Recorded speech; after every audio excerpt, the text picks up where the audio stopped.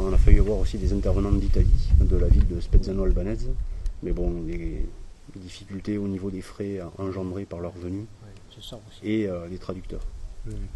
Et pourquoi ces Italiens alors, C'est une expérience d'autogestion, comme il y en a peut-être des centaines, et des centaines qu'on ne connaît pas d'ailleurs, qui est intéressante. Il y aura, je pense, un petit extrait de film ce soir, après le repas du soir, pour ceux qui souhaiteraient le voir, parce qu'on a prévu aussi des projections de films, pas simplement de la parlotte dans des ateliers, mais aussi des films. Et puis l'objectif, je dirais à terme, l'objectif, c'est qu'il y ait suffisamment de personnes qui repartent d'ici en se disant, et moi, chez moi, je vais faire quoi? C'est pas je vais dire quoi, mais c'est je vais faire quoi. Notre objectif, disons, notre espoir. L'espoir, si on pouvait y arriver, quoi. Alors après, c'est peut-être trop ambitieux, et les choses vont plus lentement parfois que ce qu'on le souhaite. Et ce soir, il y a un débat qui est organisé en fin d'après-midi. En fin d'après-midi, il va y avoir tous les intervenants qui vont être dans la même salle, où ils vont exposer en 5-10 minutes un peu le thème de leur atelier, et puis après, il y aura un débat avec l'ensemble des participants. Je ne sais pas comment ça va se passer, mais bon, normalement, c'est une sorte de synthèse, on pourrait dire, de la journée. Et puis la soirée est plus libre. C'est-à-dire, suivant les centres d'intérêt, quelqu'un peut dire, moi je voudrais qu'on fasse un atelier sur l'autogestion agroyer, au hasard, et s'il y a 10 personnes qui sont partantes, ils vont dans une salle et ils parlent de l'autogestion agroyer. Je vois beaucoup de gens prendre des notes sur les non, ateliers. ça non plus, mais c'est une vieille tradition, la prise de notes. D'accord, je me suis dit, peut-être que... C'est des souvenirs scolaires, ça. Oui, les professeurs, ils prenaient des notes. je connais. Je pensais pas que c'est pour ensuite avoir une réflexion et essayer de développer Alors, on va essayer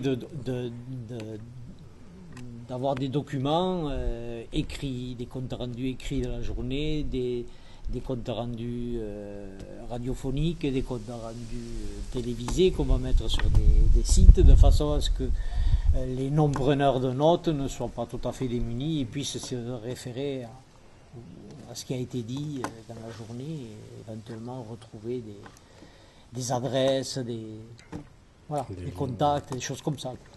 Et par rapport à l'année dernière, alors il y a eu des retours, vous savez, des choses qui sont mises en place. Ce que je peux dire, pour ce que je sais, je ne suis pas sûr que ce soit à 100% dû à ce que nous avons fait, mais il s'est créé une coopérative intégrale toulousaine.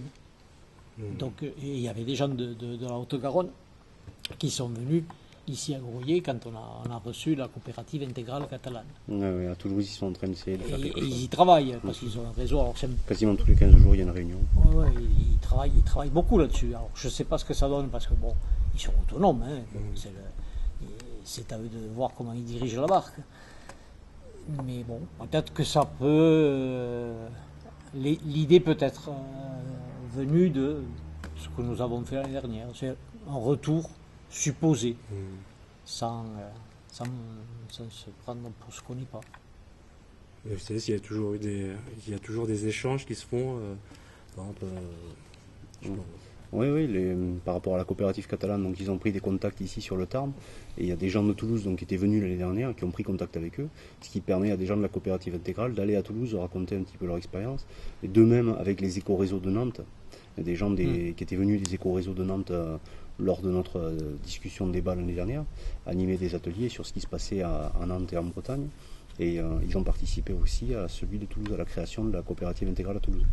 Et voilà, ils ont expliqué l'utilité et la différence d'une monnaie complémentaire, d'une monnaie sociale, ce genre de sujet, puisqu'eux l'expérimentent et ont vu expérimenter notamment à la coopérative intégrale en Catalogne. Donc il y a toujours des échanges qui se font. Et dans un autre domaine, par rapport aux contacts que nous avons pris, par exemple l'année dernière avec les gens de la coopérative intégrale de Catalogne, cette année avec Floréal Roméo qui vient d'Andalousie, il y a dans le Tarn Yannis Ugontas qui a fait un documentaire sur la Grèce et il cherche des contacts pour aller produire son film et le présenter en Espagne. Eh bien, comme nous on a des contacts avec la coopérative catalane et avec Floréal qui est là aujourd'hui sur l'Andalousie, on lui a donné ces contacts-là. Donc ça continue, il existe toujours des liens entre le collectif Marilaneda et la coopérative intégrale et Floréal, puisque par l'intermédiaire de Yanis, il va y avoir continuité entre nous. Voilà. Donc il leur enverra notre bonjour. Voilà, donc il continue à avoir des liens.